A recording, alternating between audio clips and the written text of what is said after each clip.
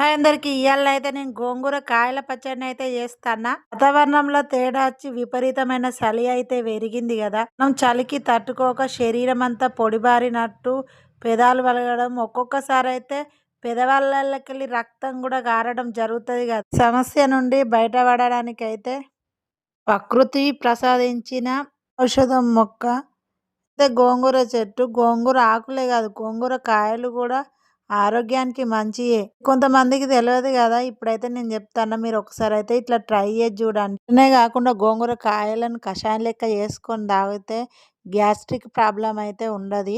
రక్త ప్రసరణ కూడా మంచిగా అవుతుంది. మొహం కూడా కాంతి మీద ఉంటుంది. చలికాలంలో ఇవి అయితే హెల్త్ పరంగానైతే మంచివి. పచ్చడి విధానం అయితే ఈజీ. కడాయి పెట్టుకొని గోంగూర కాయలను అయితే ఎంపుకొని ఎండుమిర్చి కూడా ఎంపుకోవాలి. అవి అయితే పక్కకు పెట్టుకోవాలి. తర్వాత నువ్వులను పచ్చిదానాలు అయితే ఎంపుకోవాలి. అవి కూడా పక్క పెట్టుకోవాలి. ఉంటే రోట్లో దంచుకోవచ్చు. నేనైతే మిక్సీలోనే పడతాను. ఇక్కడ ఎల్లిపాయలు, నువ్వులు, పచ్చిదానాలు, ఎండుమిర్చి అయితే వేసుకొని మిక్సీ పట్టుకోవాలి. మిక్సీ పట్టిన తర్వాతనైతే మళ్ళీ గోంగూరను కొద్దిగా ఉప్పు వేసుకొని అయితే మిక్సీ పట్టుకోవాలి.